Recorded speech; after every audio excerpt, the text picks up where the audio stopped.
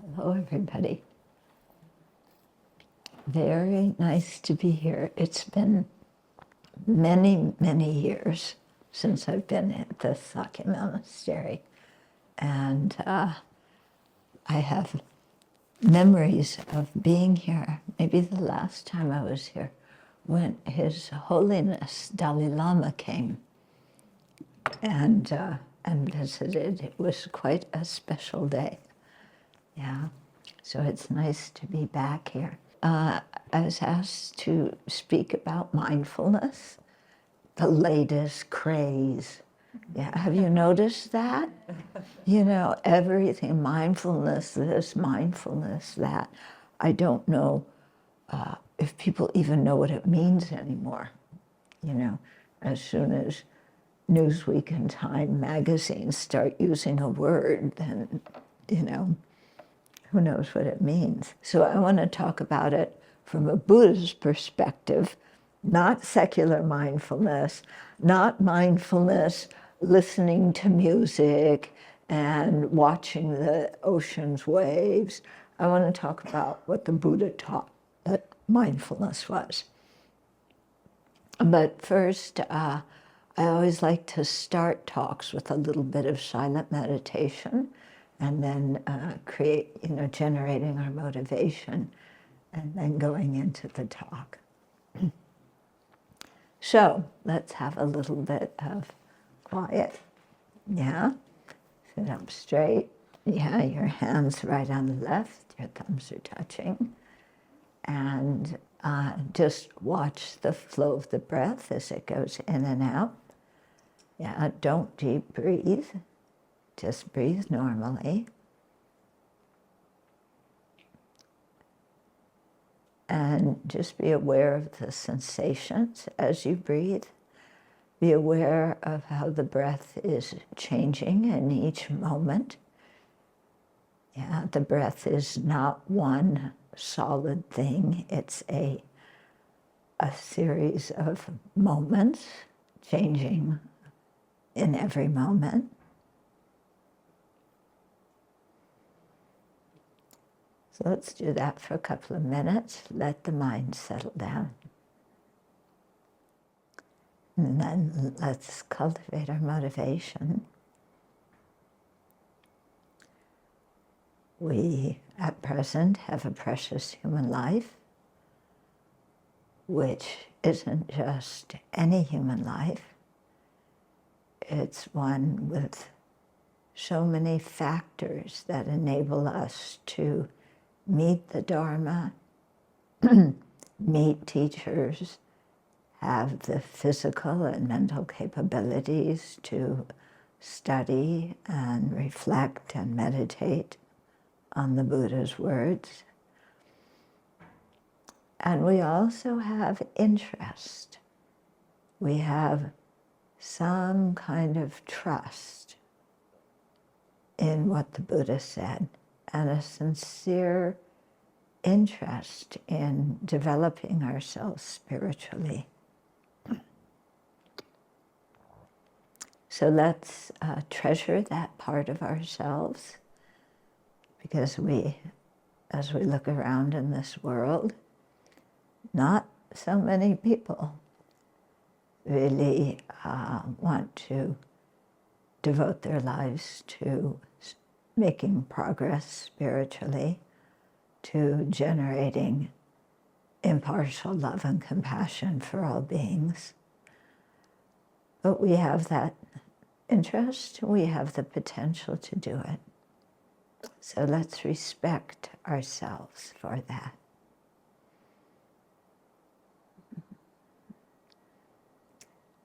And then let's think about how to use that potential.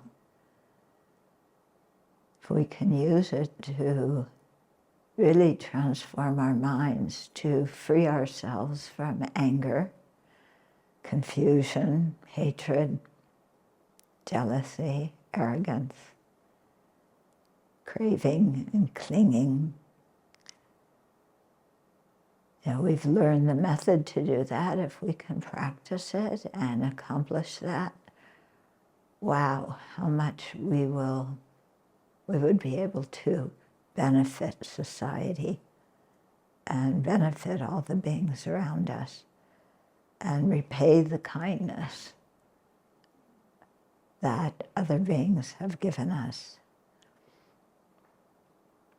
So with that kind of motivation, then let's share the Dharma this evening and think about the teachings and try to apply them and to grow because of listening, learning, thinking, and meditating about the Buddha's words.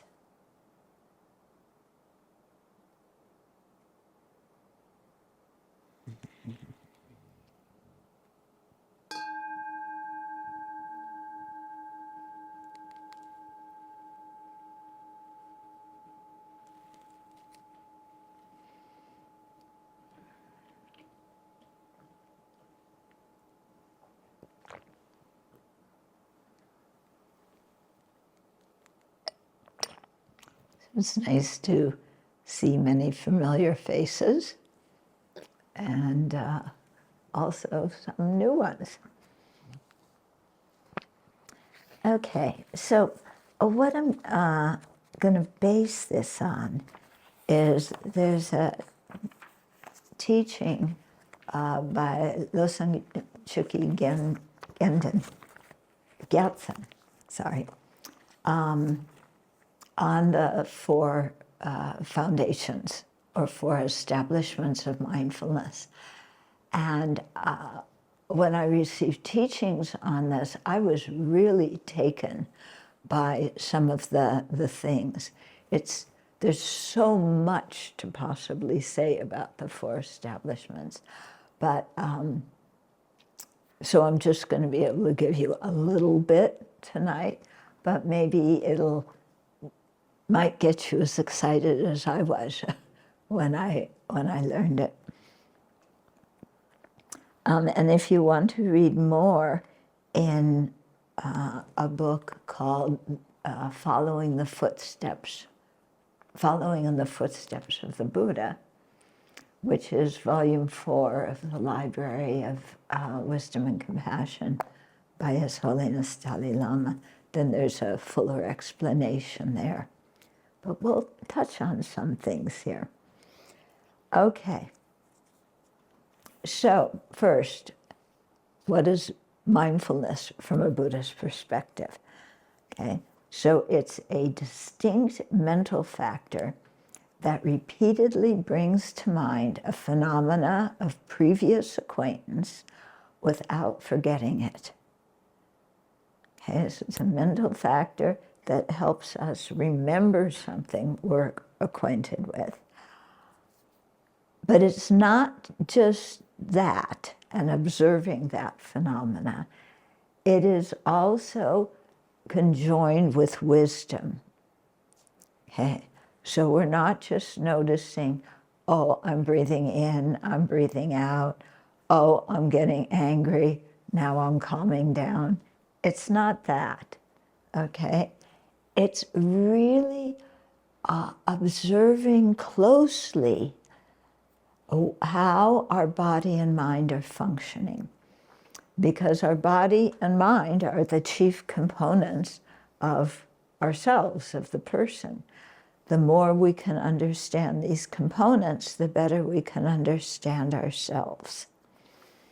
Okay, so mindfulness has 3 features. First of all, a feature of the object, so it has to be a familiar object. Okay, we don't generate mindfulness towards something that is not familiar to us. So in this case, with the body, the body, the mind, body, feelings, mind, and phenomena. Okay, and so that's the feature of the object, choosing the object. There's a feature of the subject, which means that the mind is not forgetting that object and it's closely observing it. Yeah, really trying to understand what these things are. And it also prevents distraction to other objects. Okay, so so in that way, by stopping distraction from the object, it helps us to develop serenity or shamatha, yeah. And in our daily life, mindfulness remembers what has been done and what we need to do. Okay. In the practice of ethical conduct, mindfulness remembers what our precepts are and remembers what is a virtuous action, what is a non-virtuous action. In the practice of concentration or samadhi, it holds the object of meditation strongly in the mind. Okay, so it has many different functions in different aspects of our practice. Okay, so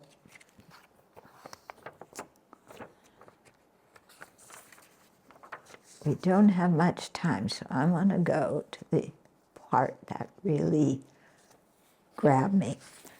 Let's first talk about what these four are. Okay, so the body, yeah, mindfulness body. The external body, this thing. The internal body talks about the sense bases, the subtle things that enable us to cognize objects. And the body that's both internal and external, such as our gross sense organs. Okay, so being mindful of these things. Then, three types of feelings. Feelings is the second thing. Feeling here does not mean emotion, like we often use the English word to mean emotion.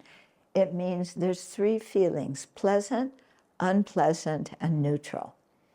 And it gets really interesting to observe, take a whole meditation session, and just observe the changing feelings in our body and mind. Yeah. And then how those feelings trigger often various afflictions.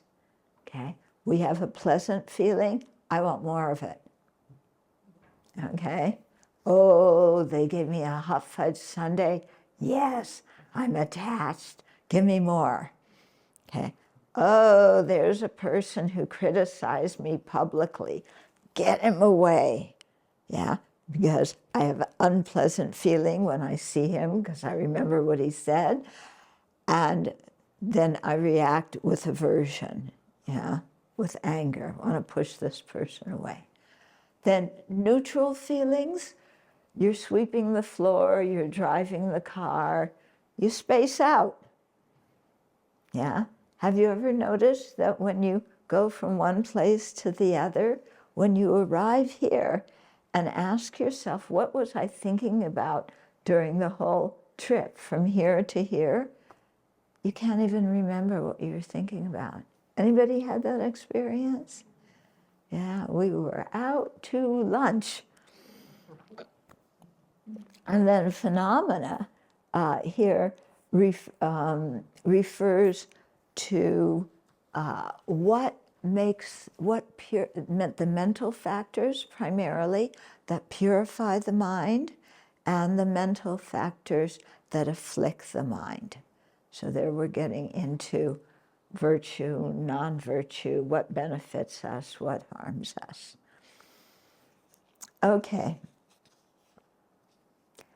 Then the reason that these four objects are the observed objects of our mindfulness is to stop us as childish beings from grasping four things that we grasp at. Okay, childish beings, we usually think, it's like some 2-year-old who's screaming at the top of their lungs. Actually, from the viewpoint of the Aryas, those who have realized emptiness directly, we are childish beings, because so much of what we think is just off the wall. It doesn't make any sense. If we look clearly, logically, if we investigate if it's helpful or harmful, we come to the conclusion that so much of what we think is just our projection, our imagination, yeah? And then we think it's reality. Yeah? Now, it's hard to recognize when this happens, but it happens all the time, okay?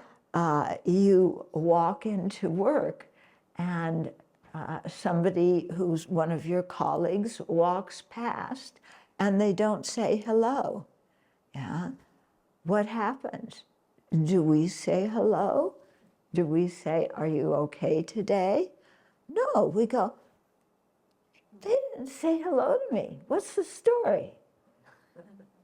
Yeah, are they ignoring me on purpose? Did I do something that disturbed them?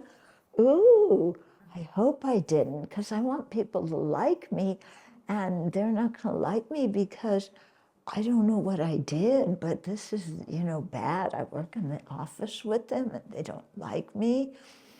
Or we react with, how can they not like me? I haven't done anything wrong. I've helped them in the office. Yeah? And who do they think they are walking past me and not saying good morning? Oh, so rude. Okay, yeah, anybody have that? Yeah? Now, do we really know why the other person didn't say good morning?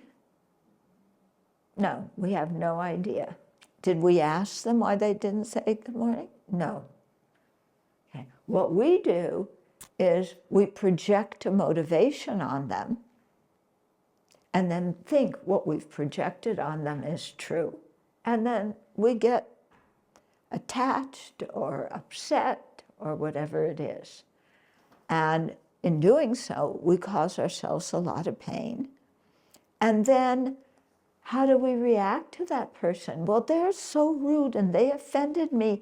So, yeah, next time we're working on a project together, I'm just not going to help them. And then we devise a plan to take our revenge. Yeah. Is any of this true? No. It's totally our fantasy, and we're projecting it on the other person and believing it to our own disadvantage. Okay? Yeah, anybody here done that? Yeah, yeah.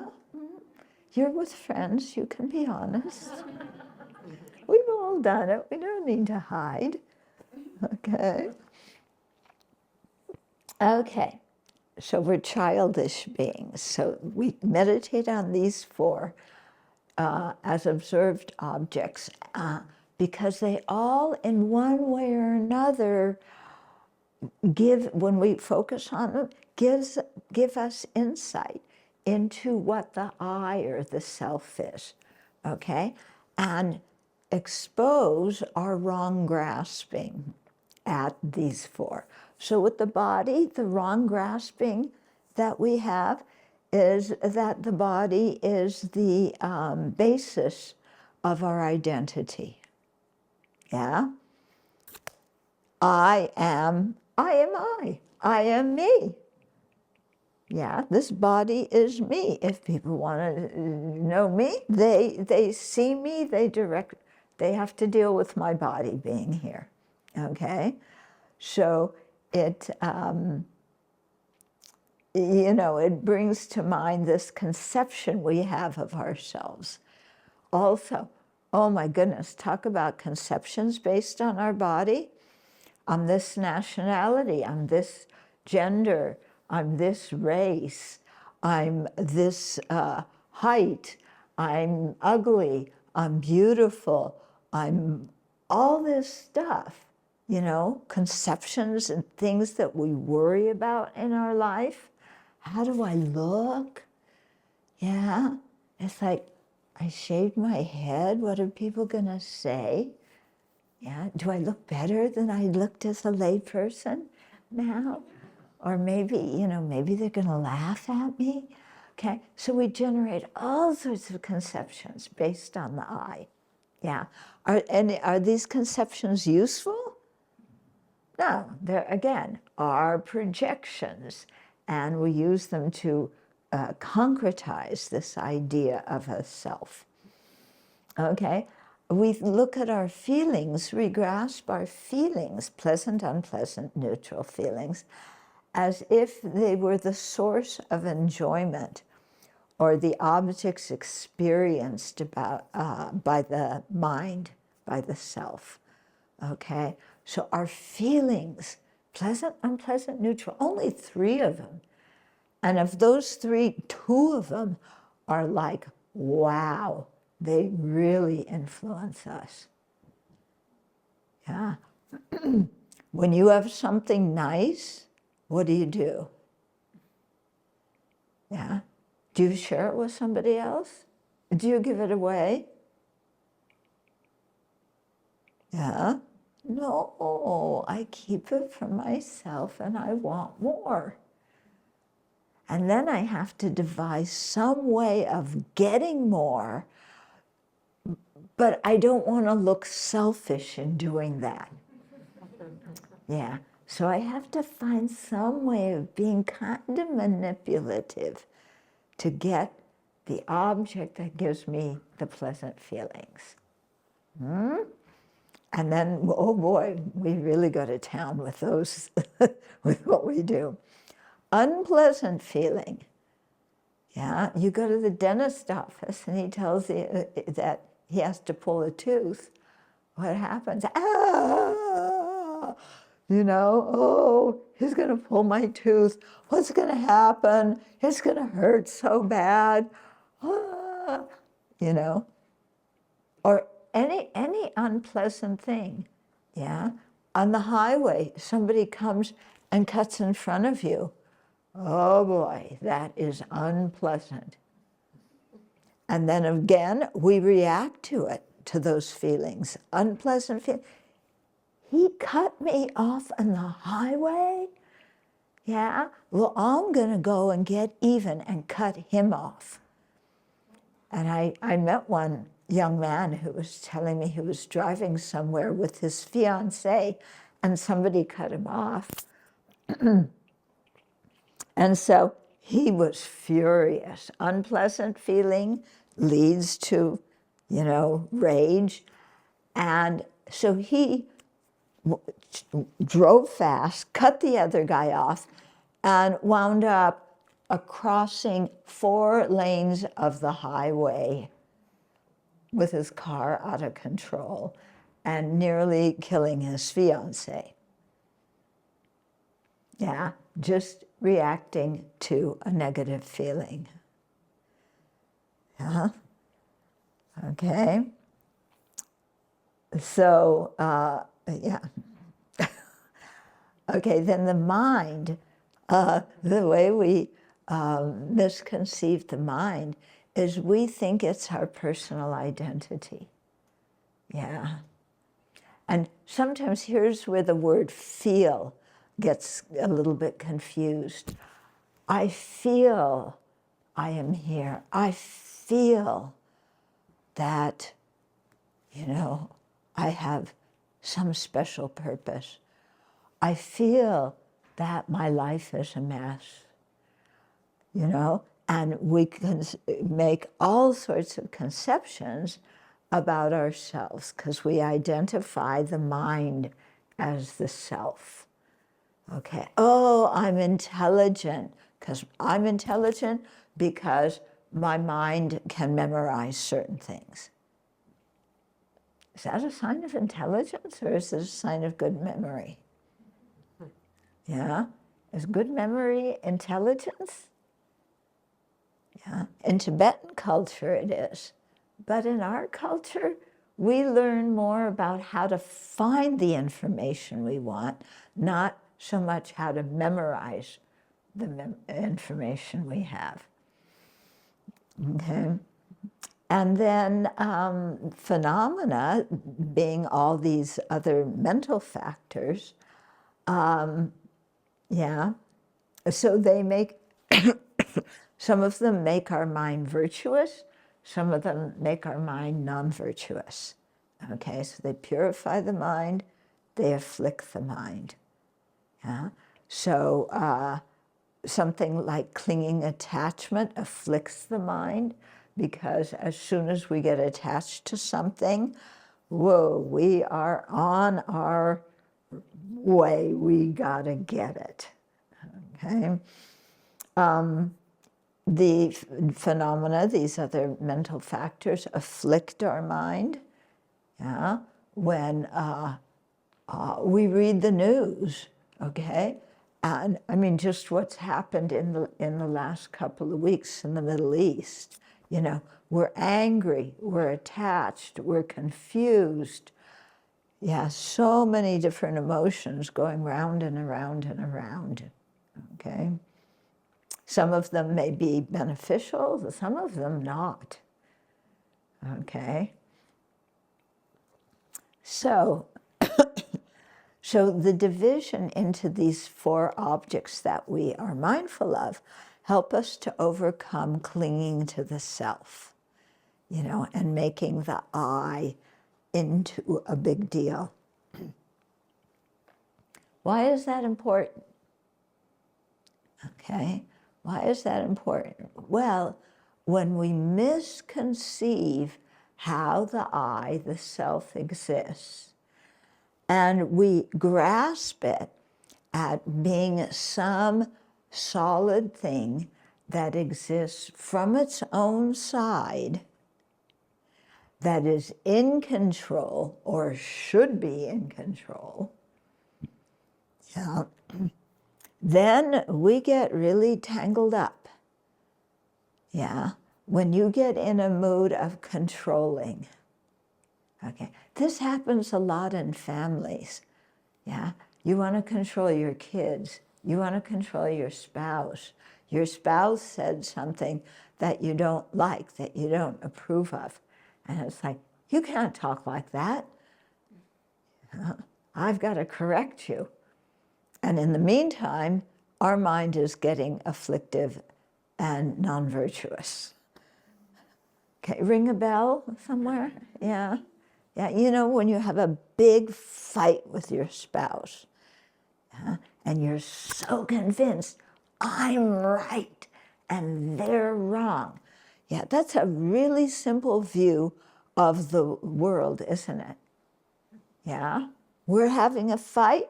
What's it all about? I'm right, you're wrong. The solution is you change. That's all. Yeah.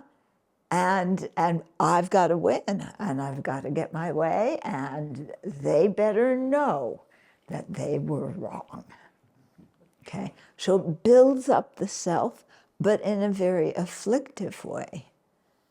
Or, and we have so many examples in our society, and you have to excuse me, I often use politicians as examples, because there's such good examples when you talk about afflictions.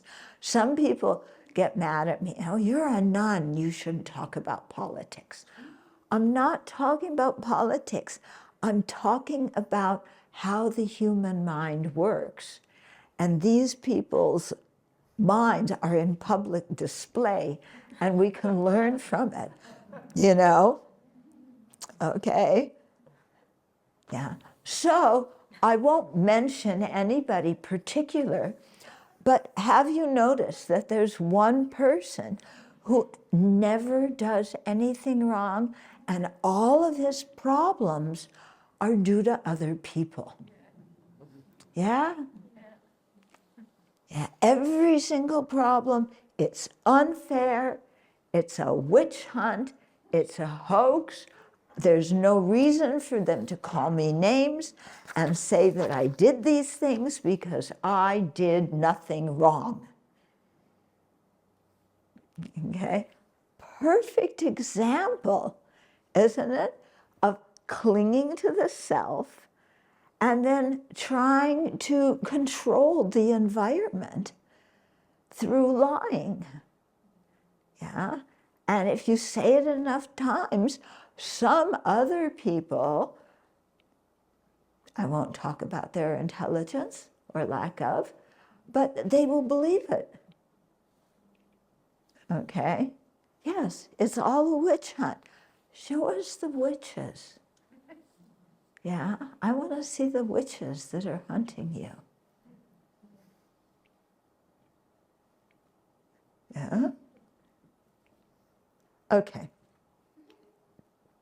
So, yeah, in one of the texts, the Compendium of Knowledge, written by Acharya Asanga, he said, furthermore, they are the thing that is, meaning these four, they are the thing that is the dwelling place of the self, so that's the body, yeah, the self dwells in the body, the basis for the enjoyment of the self, because happy feelings I enjoy, okay, the actual self, that's my mind, and the things that afflict and purify that self phenomena. Okay. Then it's also interesting how these four correlate with the four truths, yeah? Usually called the Four Noble Truths, but the first one is true suffering, and suffering is not noble, is it? Oh, I'm suffering. How holy I am, how noble I am. No. Okay. Here, the word noble is a translation for the Sanskrit word Arya. And Arya means somebody who has realized emptiness, the nature of reality, directly and non-conceptually. Okay, so such a person, compared to us childish ones, is considered noble. So when we say the Four Noble Truths, it means four things that are seen as true by these Aryas. It doesn't mean that suffering is noble and the cause of suffering, ignorance, is noble. It doesn't mean that. Yeah, we have a lot of confusion sometimes with different translation terms, and this is one of them. Okay, so you can look at the four establishments of mindfulness in terms of the four truths. Okay, so the body, yeah, this thing, which one do you think it correlates with? What are the four truths, first of all? First one, dukkha, or suffering. Second, the cause of suffering, meaning ignorance, and craving being the foremost example of the cause of suffering. The third one, the cessation of dukkha. Yeah. The fourth one, the path leading to that cessation. Yeah, remember these. These are the foundation of the Buddha's teachings. So which of those four do you think pertains to the body? The first one, yeah. Body as dukkha, unsatisfactory, suffering in nature. Wouldn't you say that? Yeah, I mean, this body can be a real pain in the neck, so to speak. Okay. And as you age, it really shows you very clearly. Yeah. Okay, feelings relate to the origin of suffering, because feelings, the pleasant, unpleasant, neutral ones,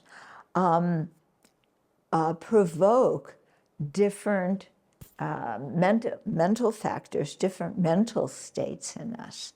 And those mental states then become the cause of our misery, because with them we create karma. Okay? So we have ignorance as the foremost root of our misery that produces various afflictions, the chief ones being clinging attachment, anger, and confusion. And then that gives rise to our actions or our karma.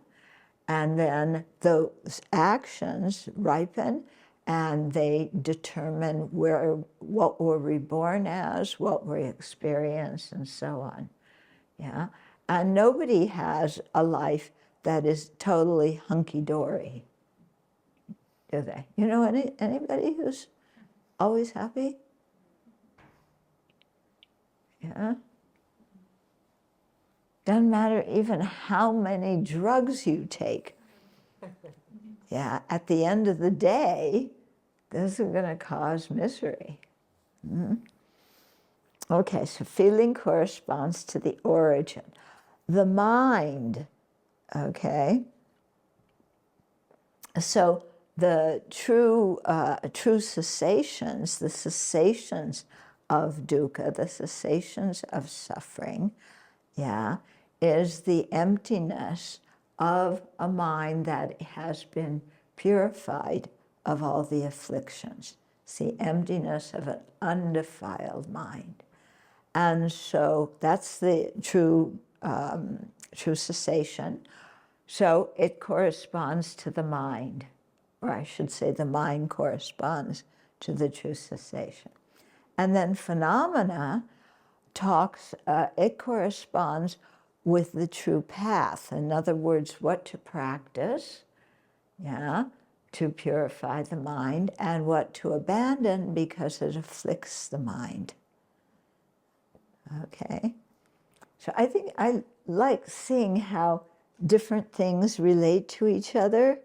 Yeah, it gives you a whole different perspectives. Okay, then, yeah, the manner of meditation on these. Okay, so there's a common manner of meditation and an uncommon manner. Yeah, so the common manner of meditation on these four is done by examining both the general and the specific characteristics of the body, feelings, mind, and phenomena. Okay, so it's giving us, you have a division into the common way of meditating on the four and the uncommon way. In the common way, there's two, okay? Either the general characteristics or the specific characteristics. By general characteristics, we mean characteristics that are in general applied to all four truths, okay? This is in general, yeah? So one of those characteristics is they're impermanent. Now, true cessation is not impermanent. True cessations is permanent. But the other three are impermanent, okay? Meaning that every moment they are changing. There is no moment in which they remain exactly the same. It also means that everything is in the process of disintegrating in every moment. Okay? So the objects that we're attached to, that hot fudge sundae, your new Porsche, okay, your new yacht or your new house, or the fact that you got a $5,000 bonus at Christmas, okay, all those things are empty, are impermanent. They don't last. Yeah, but what do? We get attached to things that don't last. I love this. It's so wonderful. But then, because it's impermanent, when it disappears, what do? We cry. Yeah? Or maybe we finally worked so hard to get it, and it's not nearly as good as we thought it was going to be, and we're disappointed. Okay, so I have a friend that I went to high school with, okay? And he, all the time, his big thing was, I want a Porsche, okay? Starting at, I don't know, 15, 16 years old. I want a Porsche. A Porsche is going to make me happy. Of course, his parents were not going to get him a Porsche, you know? I mean, for a teenager to drive around a Porsche, yeah. Anyway, so he wanted a Porsche, always, again and again, and I'm so miserable because I want this and I can't get it. Then after he graduates, gets a job, he buys that Porsche, and at the beginning it's like, wowie, kazowie, this Porsche is wonderful. I drive around in it and people look at me and I'm somebody now, and I love the way that engine roars and goes, and you know, yes, it may be so loud that it drives other people nuts, but I don't care. I love the sound of that loud engine. Okay, so he was delighted. I don't know how long that exhilaration lasted, but not very. Because he has to pay the payments on the Porsche. He has to buy gas for the Porsche. You know, sometimes things get scratched. Yeah, then you got to repair them. And, oh my goodness, your precious Porsche is scratched. Horrible, worst thing that could happen in the universe. Okay, so, you know, we don't realize the impermanent nature of things. And this brings us so much suffering, because when we have happiness, it's going to disappear. When we have unhappiness, we think it's going to last forever. Yeah? Yeah. How many people got COVID? Anybody get COVID? When you're sick with COVID, yeah, do you think, oh, this is going to go away in a week or two? No. Oh, I have COVID. I'm going to die. I'm going to be in the hospital. I'm going to have long COVID. Oh, I feel terrible. Oh, all day, all night. You know, we make it permanent when it's actually impermanent. And we suffer because of it. Okay? There's so many things. It's so interesting to watch our life. When you start observing, doing the 4 mindfulnesses, it's fascinating what you see about your life and how we react towards things. Okay, so another general characteristic of all 4 is, actually it's not, again, a characteristic of all 4. This is a characteristic of the first 2, of suffering and the cause of suffering. That characteristic is, it's, you know, it's dukkha, unsatisfactory in nature. Yeah. But we see things that are unsatisfactory in their nature as happiness. Yeah, like my friend with the Porsche. Yeah, as soon as you get a Porsche, you are in line to be inaugurated into Porsche hell. Okay? As soon as you get a new phone, yeah, you are headed for phone hell. Why? Because all these things break. They're impermanent, and they have no ability to bring us lasting happiness. Yeah? You finally, oh, what's another one? Well, when you're young, you get braces, you know? And finally, now I took the braces off. I have this beautiful smile. I can attract so many people. Yeah. Are you happy permanently because of having a nice smile? Or when you're older and you finally get dentures, yeah, and they look so much better than your teeth really looked. Yeah, but they're also in the nature of being unsatisfactory. They're going to break. Some people are not going to think you look better because you had braces or you have dentures. Yeah, and yeah, okay, so impermanence, unsatisfactory by nature.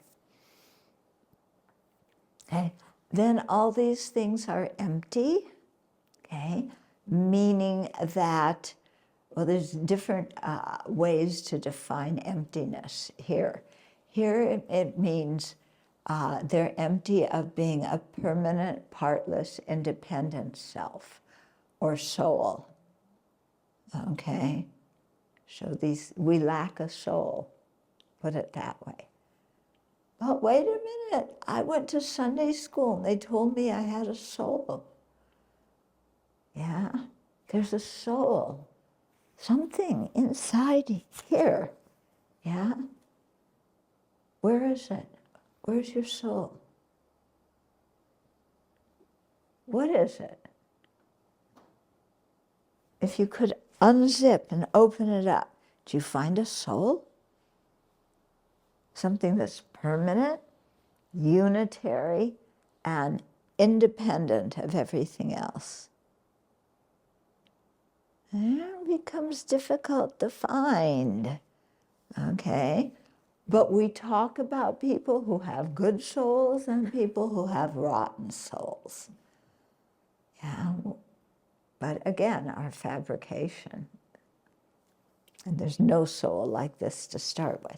And then the fourth general characteristic is selfless. And this refers to lacking an inherently existent self, or any of these objects, you know, body, feeling, mind, phenomena. None of them are inherently existent, meaning that none of them have their own essence that is self-created, that is self-instituting.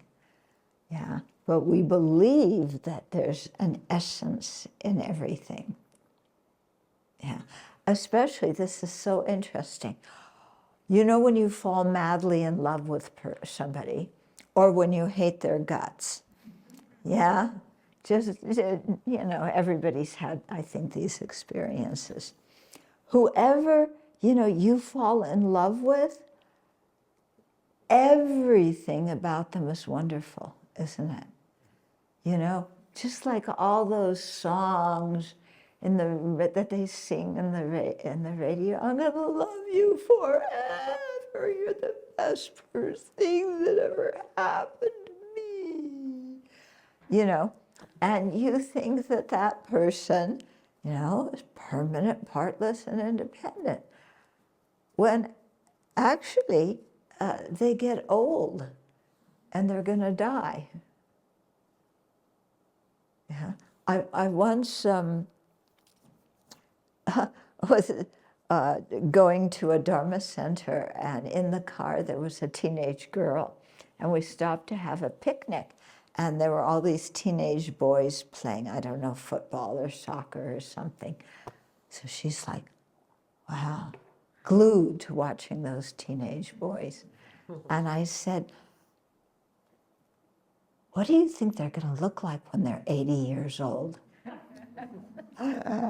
She went like, how could that happen? You know, how can that happen? They have some soul that's always going to be young and sexy and da-da-da-da-da. Yeah, oh, she was so disappointed. You know? Because they're the guys, they're running around, you know, looking so attractive at 80 years old. Oh, my aching back, I can't move. Okay, and yeah, And then things are selfless. They don't have a self-instituting self, that's something that really is them. Okay. And this is very interesting when you look at international, well, if we take a war, okay, let's take the Ukraine-Russian war. Okay. Well, let me use, well, yeah, Ukraine-Russia war. It's okay. It serves the purpose. Okay.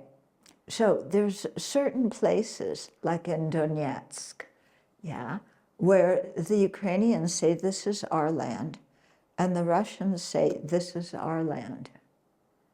And what do? They kill each other in an effort to figure out whose land it is. Now, okay, let's pretend here is the Ukrainian land. Yeah, what is Ukrainian land? It's dirt.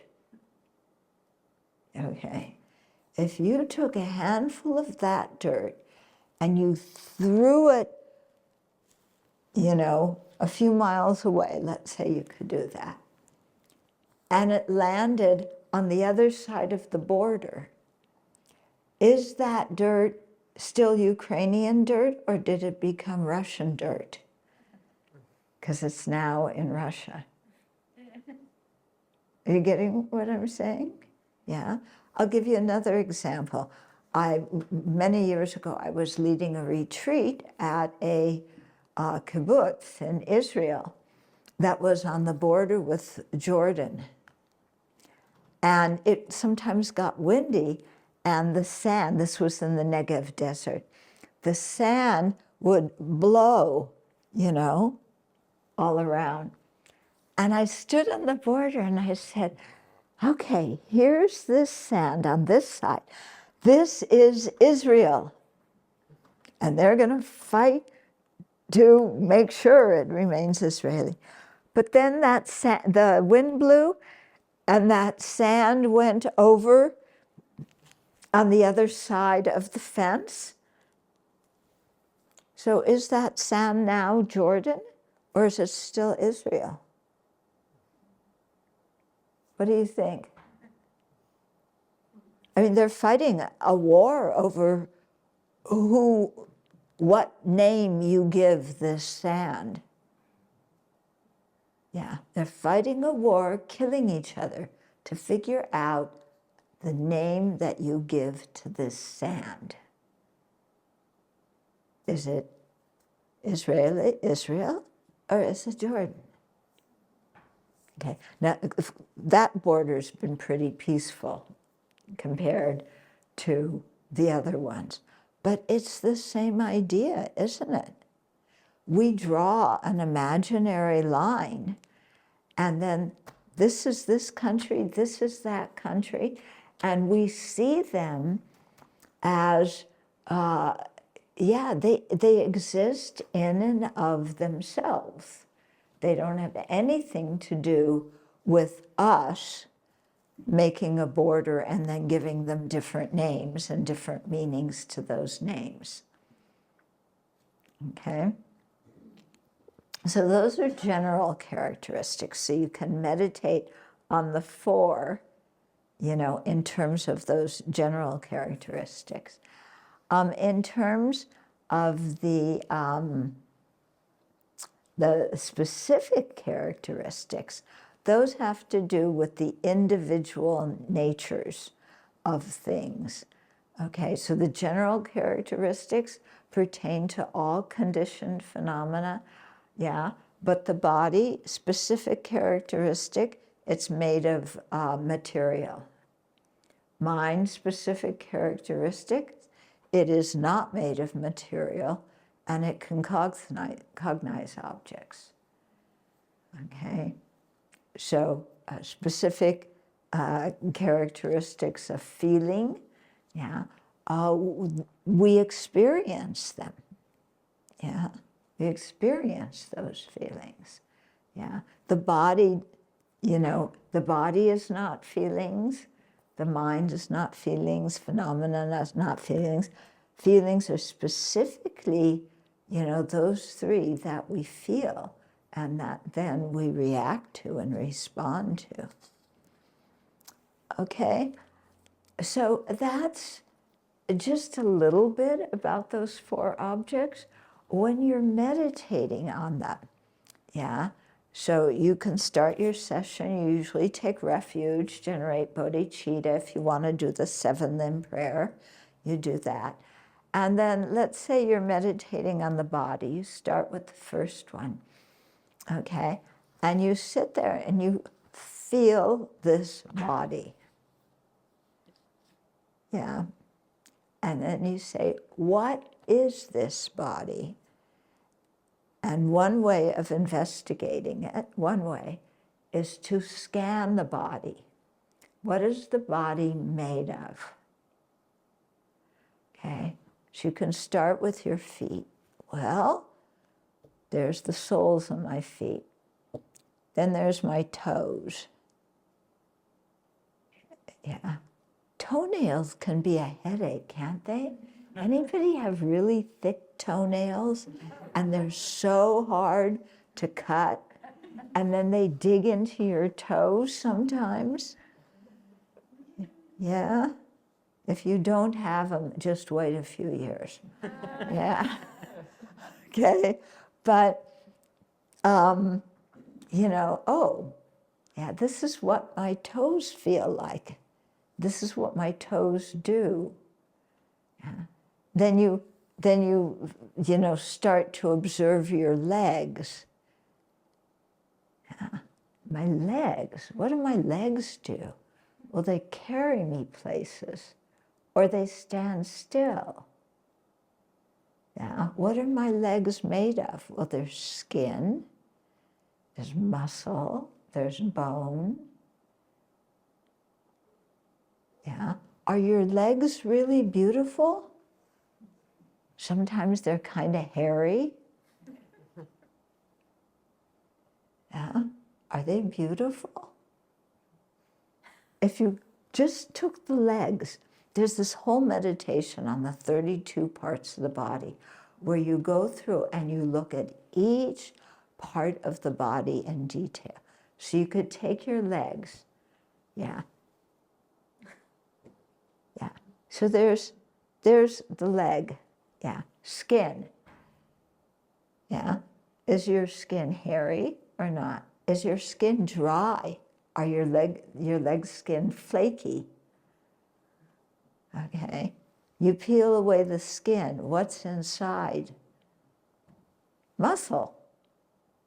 Yeah. It's kind of like if you eat meat, when you have to take the meat and cook it, all that red stuff that you think is so delicious, yeah, that's the same stuff in your legs.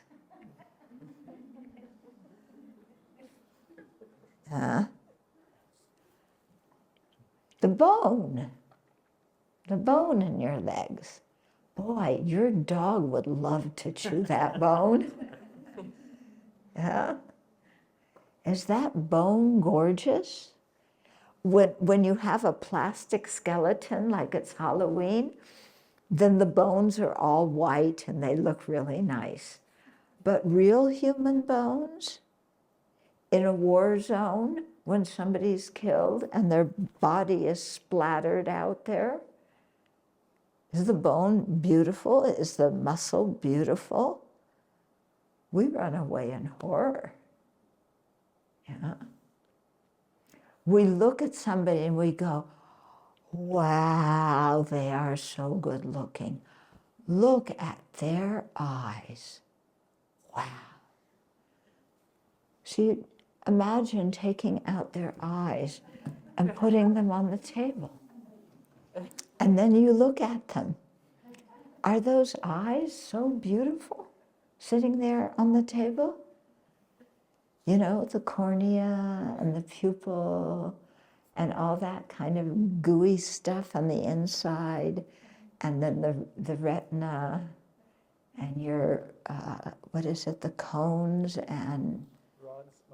Rods and cones. Rods and cones, yeah. Yeah.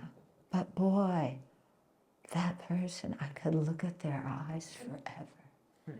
But what are their eyes? You know? You can hold them in your hand and look at them forever. You know? So this is really something, asking us to get real about what we think beauty is. And, yeah, or hair, yeah. Oh, we spend a lot of time on our hair. Not just the women, the guys do too. The guys are all trying to get hair. You know, because as you age, this falls out, that falls out, you know. Yeah, right? No? Yeah? Oh, yeah. Yeah, you try and get some hair. And we think hair, you know, we spend so much time with our hair. It has to be the right color, you know, like chartreuse or magenta. Yeah. And you have to, you know, dye it in a certain way. Yeah. So that it sticks out everywhere. Yeah. My beautiful hair. Yeah. So, imagine that you had somebody's hair in your hand. Yeah. Not their head, just the hair. The hair that you say is so beautiful and so silky. Yeah. Are you gonna, when you're holding that hair in your hand, are you gonna say, wow, this is so gorgeous? Yeah. Before I ordained, I had long hair. It took me ages to grow it out.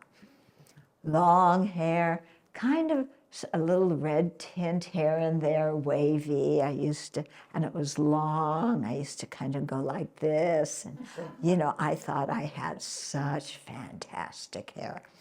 So, you know, when I was moving towards ordination, then, you know, I realized I was pretty attached to my hair. And I thought, you know, I better cut my hair to help me not be so attached to my hair. Yeah. So I cut my hair short. And I was, at that time, I was at Kopan Monastery, and I was in a dormitory with some other women. So cutting my hair was my big offering to the Buddha. It's like I'm renouncing my attachment to how I look. Yeah. So I cut my hair, and I took some of that hair and I put it on the altar because this was my big offering to the Buddha. And one of my roommates came in and said, "Oh, who put their hair on the altar? Take this away, it's creepy." Wait a minute, I beg your pardon, this is my beautiful hair. Well, it wasn't my beautiful hair, it was hair. Okay, so it's quite interesting examining what this body is and then thinking, you know, what the body looks like when it's a baby. Yeah. Think of what comes out of your body. Every single orifice. You know, the sand in your eyes, that we can deal with. The wax in your ears, that's not so pleasant, but we can deal with it. Bad breath, Vomit, ugh. Okay, pee, poop, sweat. Yeah, what else is coming out of our body? You know? All this the stuff comes out of our body. Is it beautiful? Yeah, we remember the body. Do you remember? Some of you are old like me. There was the body is beautiful phase. Do you remember that? Yeah, the body is beautiful. Then you do the mindfulness of the body, and you're going, really? It's beautiful. And I'm trying to get a status by how my body looks. Then you think of your body when it's old, when you're the 80-year-old man or 80-year-old woman. Okay, what do you think of the body then? And then when you die, what about the corpse? Is a corpse beautiful? Okay. So this involves looking very clearly, at what things actually are, without our tendency as a group of people in society to paint things and conceptualize them so that they look much better than they are, or they look different than they are. Yeah. So this meditation really helps us put our feet on the ground. Do I really need to spend so much time and so much energy concerned with how I look? Yeah, keep the body clean, keep it, healthy. But do we really need to spend so much time and energy worrying about how our body looks? This is a trillion-dollar industry in this country. Yeah, because we're taught that our body is not, it doesn't look right. It's not good enough. We should look like the models. Yeah, of course, nobody looks like the models because those photos are all airbrushed. But we all think, oh, what's wrong with me? I want to look like Beyonce. Failed this one. Why do I want to look like Beyonce? Yeah, what's that going to get me? I don't want to be her. I don't want people to sit there and go like this, looking at me. Yeah. Do you want people to sit there and stare at you, thinking you're the best looking human being on the planet?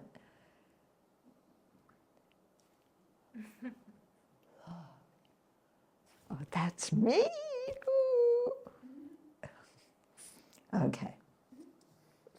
So these 4 establishments of mindfulness really get us to, put our feet on the ground and think about what is important, and also what is the I. Yeah? Because as we learn the Dharma more and more, it becomes more evident that, as the Buddha taught, our grasping at a self-existent I, a real me, is the source of a lot of our misery.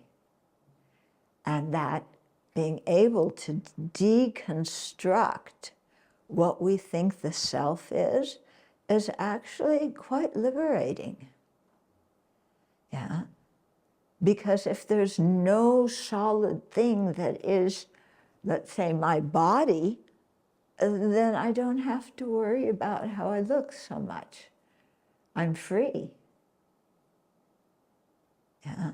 If there's no solid thing that's me, that's permanent, then why do I have to be so crazy about what other people think of me? Yeah, what other people think of me, is everything they think of me true?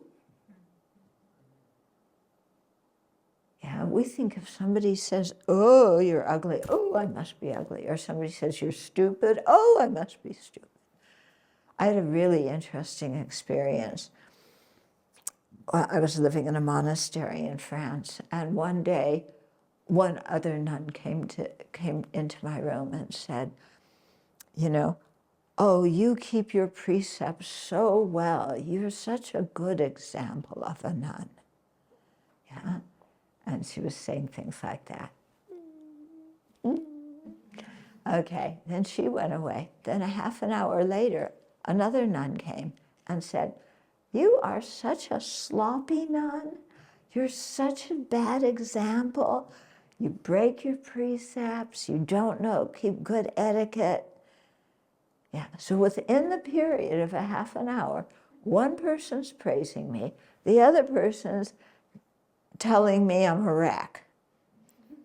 Which one am I? If what other people thought about me is true, which one am I? Yeah?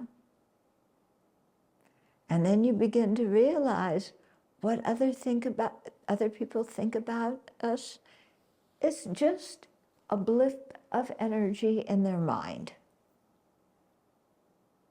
It does not mean that that's what we are. It's just like we form opinions about other people, it's them forming opinions and projecting their opinions on us. It's not true. I don't have to worry so much about what people think about me. Yeah? Okay. So that's just a little bit about the 4 establishments of mindfulness. It gets really interesting when you get into it more. So I don't have a clock. Oh, it's 9 o'clock. Okay. We have a few minutes for questions and maybe answers. Yeah.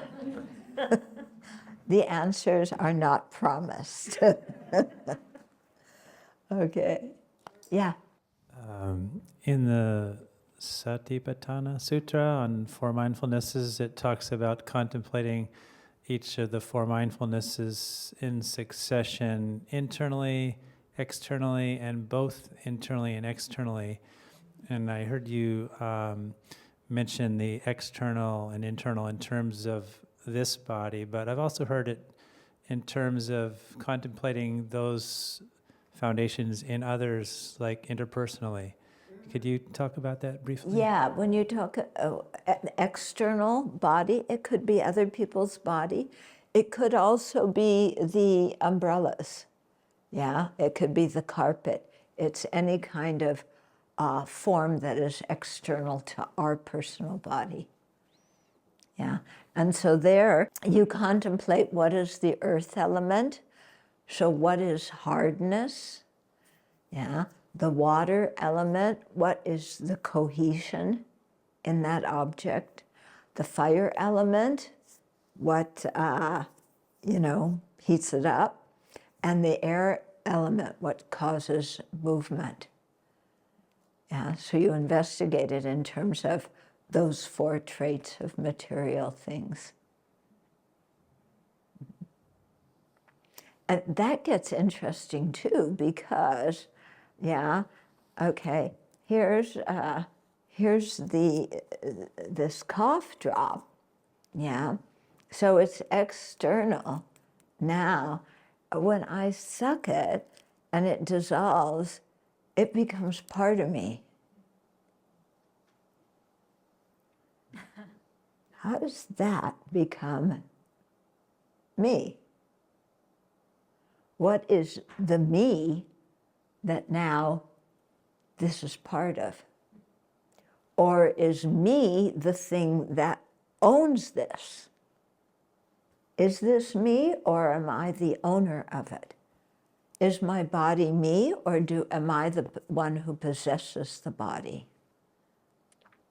Okay, and what's, the earth element? This thing is kind of solid, yeah, but it sticks together because there's the water element, and it's the temperature it is because of the fire element, and it can move around. The atoms and molecules are moving around all the time because of the wind element. Yeah. So what is it? Earth, water, fire, wind. That doesn't sound so fantastic, does it? Yeah? But boy, somebody gives you a diamond ring, and that earth, water, fire, wind, and that diamond ring is special. Yeah.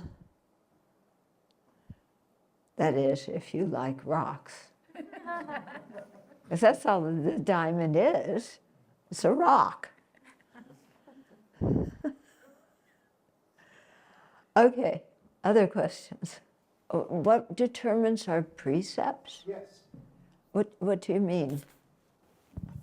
Our commitments, what we're doing correctly, Okay.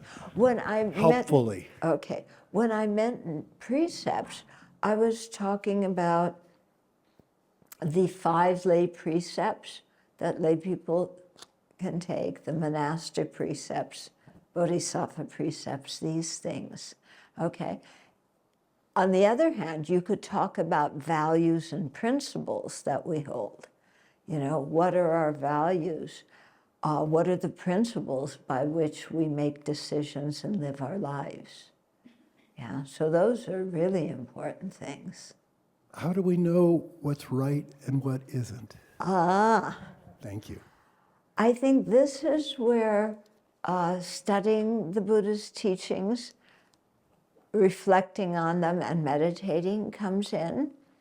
Yeah, because when you study the Buddha's teachings, and at first, you know, when you're a person like I was before I met the Dharma, where you're all over the place.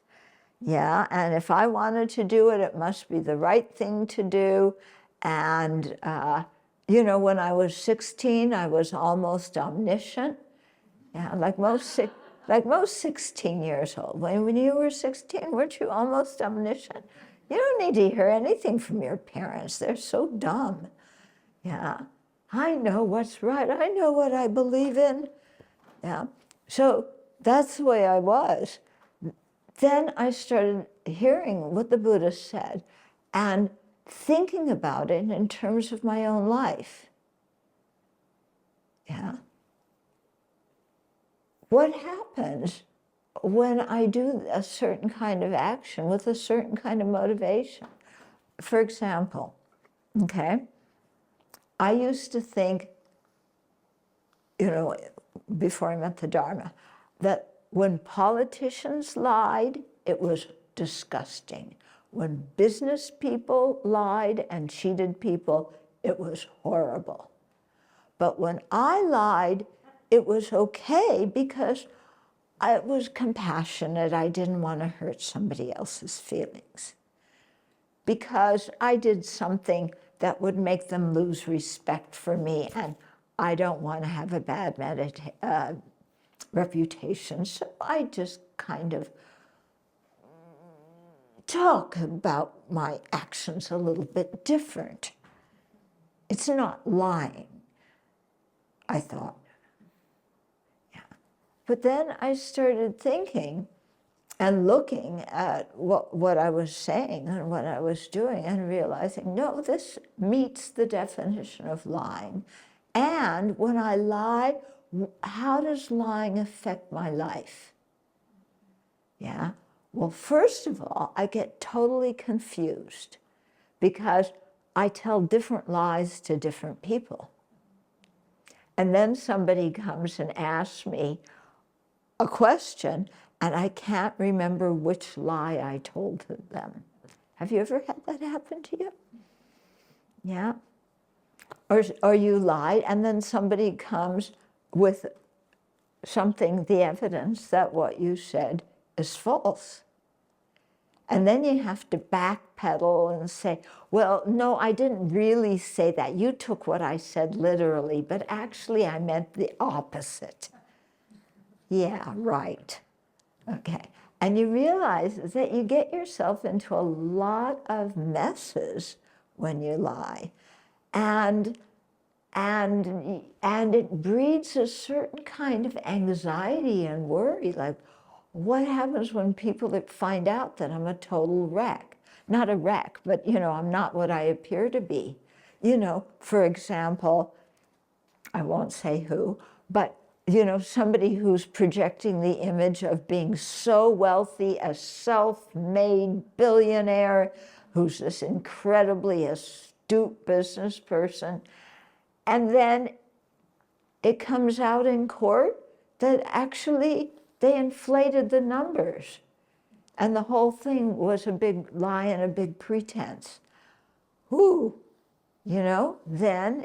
it creates a mess in your life and a mess in the lives of other people. Okay?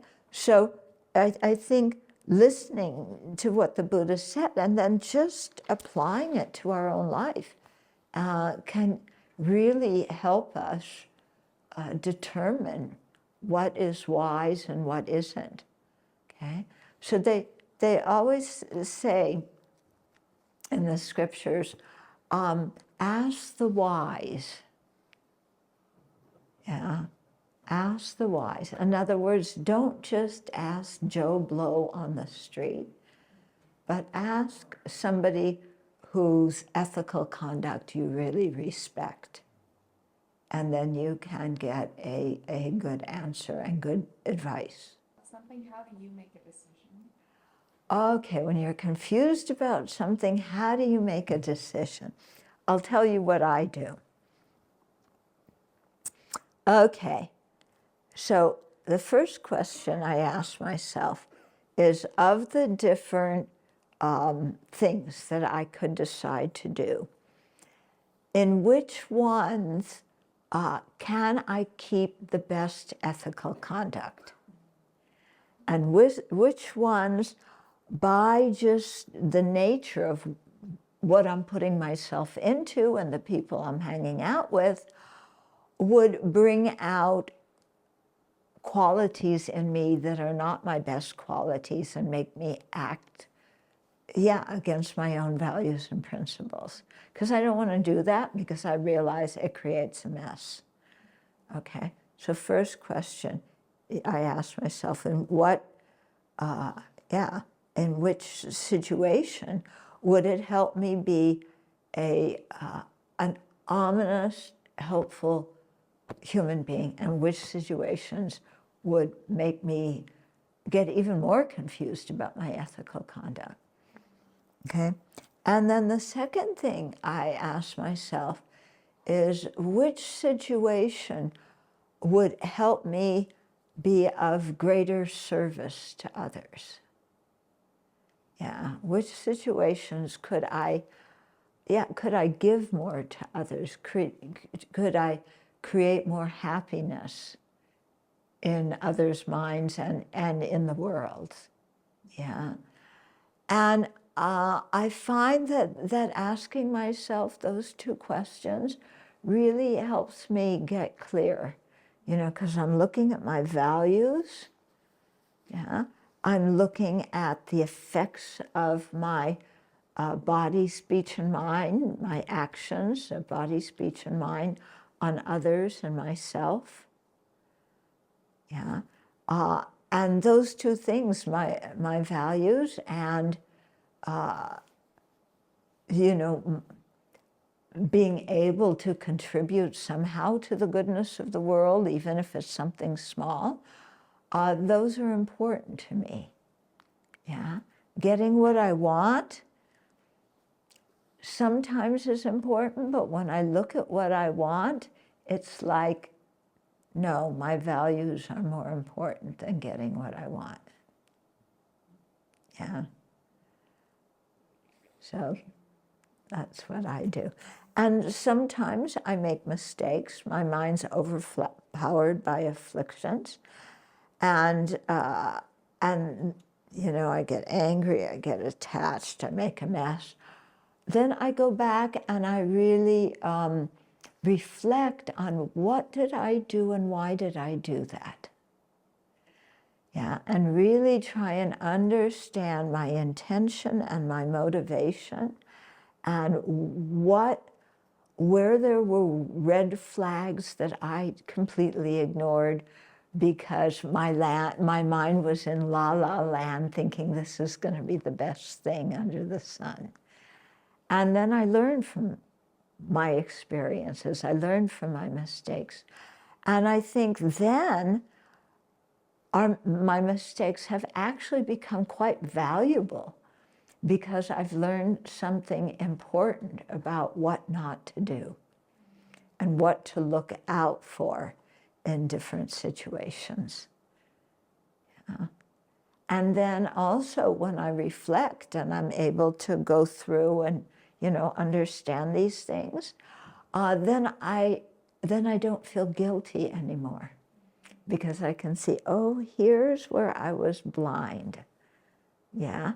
I understand the person I was then in the past who was blind at that point. I understand her, I can have some compassion for her, and I can learn from her mistakes and not do it again. Okay, so let's come back to our breath for a minute and just very shortly think about something you heard tonight that really struck you so that you can take it home and use it in your life. And then let's rejoice at the merit, at the goodness that we created as individuals and also as a group this evening. And let's dedicate all that merit, share it with the universe, send it out. You can imagine it as light radiating from your heart, sending out the merit, the goodness, the positive potential that we created as individuals and as a group, and sending it out to all the living beings. And may it bring peace in their minds. And by having peace in the minds of sentient beings, may our world become peaceful.